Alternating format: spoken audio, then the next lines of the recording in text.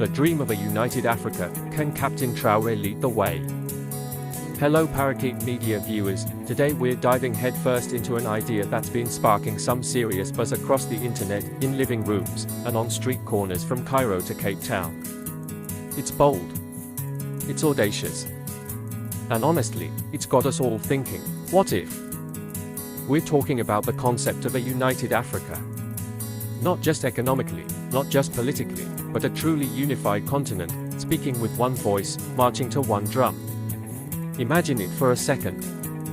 A single, powerful African Union, with a unified military, continental currency, streamlined trade, and an unstoppable collective will. Think of the diplomatic power, the economic leverage, the sheer human potential unleashed. For decades, we've heard the whispers, read the essays, seen the passionate debates. The Pan-African dream is as old as the struggle for independence itself. But in a world that often seems to be pulling apart, the idea of 54 diverse nations coming together as one mega powerhouse, well, it feels almost utopian, right? But then, something shifted. We started seeing a new kind of leadership emerge. Leaders who aren't just talking about change, but demanding it. Leaders who are challenging the status quo, pushing back against old narratives, and inspiring a new generation to believe in Africa's inherent strength. And that brings us to the man of the hour, the figure who's been at the center of this particular what-if storm, Captain Ibrahim Traoré of Burkina Faso. Now, whether you agree with all his methods or not, you cannot deny that Captain Traoré has captured the world's attention. His public appearances are electrifying. His speeches are direct, no nonsense. He speaks with a fiery passion about African sovereignty, self-reliance, and shaking off the shackles of external influence. He's talking about a complete transformation, a refounding of the continent on its own terms.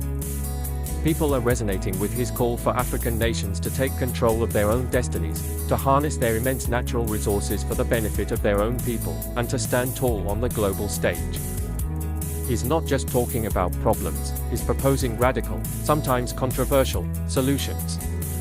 And in a continent yearning for decisive action, that kind of bold vision is incredibly compelling.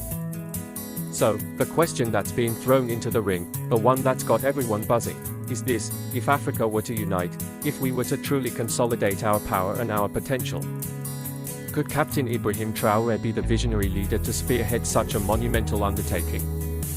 Could his bold and visionary leadership style, and his eagerness to see Africa transformed, be the very ingredients needed to turn this age-old dream into a living, breathing reality? It's a massive question, with no easy answers. A united Africa would be a political, economic, and social experiment on an unprecedented scale. There would be incredible challenges, integrating diverse legal systems, harmonizing economies, managing countless languages and cultures, ensuring equitable representation for billions of people. But let's flip the script. What if we didn't try? What if we continued on the path of fragmented efforts, smaller, regional blocks that struggle to truly amplify Africa's voice? The potential benefits of unity are staggering: a single market of over 1.4 billion people, unparalleled natural resources, unified defense against external threats, and an unstoppable force for innovation and development. Imagine the African Space Agency, the African High-Speed Rail Network, the African Green Energy Grid. Captain Traoré's supporters point to his perceived fearlessness, his anti-imperialist stance, and his focus on genuine African liberation as exactly what's needed to overcome the inertia and external pressures that have historically hindered deeper integration. They see in him a leader who wouldn't shy away from the tough decisions, who would push for radical transformation, and who would inspire a generation to believe in the impossible. Look, this isn't just a political debate. This is a dream that lives in the hearts of millions of Africans. It's about dignity. It's about self-determination. It's about finally unlocking the full, undeniable power of a continent too long underestimated. Whether Captain Traoré is the one person to lead this charge, or if it will be another, or a collective of leaders, the conversation he's sparked is invaluable. It's forcing us to ask the big questions. It's pushing us to imagine a different future for Africa. So, what do you think? This is where you come in, my amazing community. Could a united Africa truly work?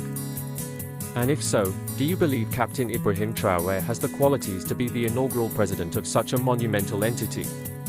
What would be the biggest challenge? And what would be the biggest win? Let's keep this conversation respectful, thoughtful, and forward-looking. Drop your comments down below. Let's get a global dialogue going on this crucial topic. If this video got you thinking, smash that like button, share it with your friends, and if you haven't already, hit subscribe and ring that notification bell so you don't miss our next deep dive. Until next time, stay curious, stay informed, and keep dreaming big for Africa. Peace out.